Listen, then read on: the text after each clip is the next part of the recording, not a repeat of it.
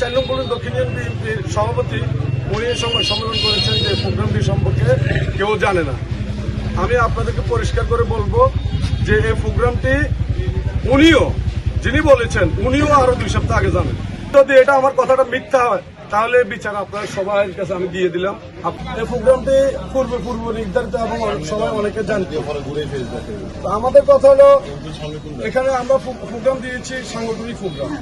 দল চলবে সাংগঠনিক নিয়মে, সেন্ট্রাল কমান্ড করবে, জেলা কমান্ড করবে, উপজেলাকে উপজেলা কমান্ড করবে, ইউনিয়ন কমান্ড করবে, ওয়ার্ডকে, এটাই স্বাভাবিক। আর একটা সংসদীয় অঞ্চলের এমপি উনি সার্বজনীন সংগঠন তার সাংগঠনিক নিয়মে চলবে, এটাই স্বাভাবিক। আর একটা কথা আমি এখানে বলবো, সবাই যে ভাই ভাই করে, কারো গফুর ভাই, কারো মোবাশ্বর ভাই, কারো মনির ভাই। এখন বেলা শেষে আমরা সবাই বিএনপি পরিবার এবং আমরা দানের শীষে ভোট দিয়েছি। এখন আমরা এক ভাইয়ের পিছনে একজন দেখা গেছে 10 বছর 20 বছর সময় দিয়েছেন। আমরা যখন মল্লিক চৌধুরীর জন্য দানের শীষ প্রতীকের জন্য আমরা মাঠে নামি, তখন আমরা মঞ্চুরির পক্ষে ছিলাম।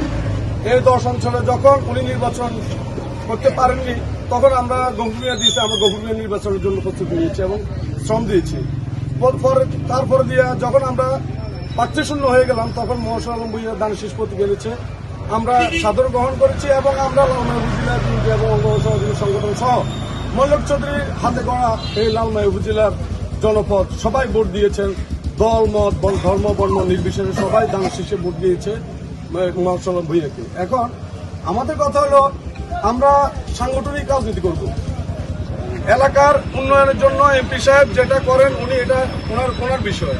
যদি আমাদের এলাকার উন্নয়ন করে জনগণের সাথে থাকবে, কিন্তু সংগঠন যদি আমাদেরকে জেলা নির্দেশনা দেয়, উপজেলাকে উপজেলা নির্দেশনা দেয়, ইউনিয়ন এটা করতে বাধ্য।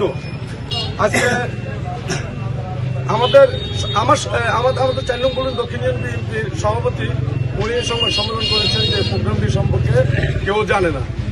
আমি আপনাদেরকে পরিষ্কার করে বলবো যে এই প্রোগ্রামটি উনিও যিনি বলেছেন উনিও আরো 2 সপ্তাহ আগে জানেন। এটা আমি চ্যালেঞ্জ করে বলতে পারবো, বলতে পারবো। এবং যদি এটা আমার কথাটা মিথ্যা হয় তাহলে বিচার আপনার সবার কাছে আমি দিয়ে দিলাম, আপনারা বিচার করবেন। আমরা সাংগঠনিক নিয়ম আমরা চলবো, মনির অভিমান মেনে আমরা বিএনপিটা করছি। আর সবচেয়ে বড় কথা হলো এই এলাকার মধ্যে বিএনপি যতবারে নির্বাচন করছে মল্লিক চৌধুরী ছাড়া ততবারে জামানত বাজেট হয়েছে। কিন্তু মল্লিক চৌধুরী এসে বিএনপিকে একটা জাতীয় উপহার দিছে, এই অঞ্চলে একটা আসল উপহার দিছে। কিন্তু বিনিময়ে ওনার সাথে আমরা যখন মনির চৌধুরীর নাম লই, কারো গাছ আলাফারা কই, আমরা তো অন্য ভাইয়ের নাম লইলে আমাকে গাছ আলাফারা করে না। আমরা চাই সবাই সবার ভাইয়ের বেলায় থাক, দল করতে গিয়ে সবাই আমরা একত্রিত থাকবো, মার্কা আমাদের দানের শীষ।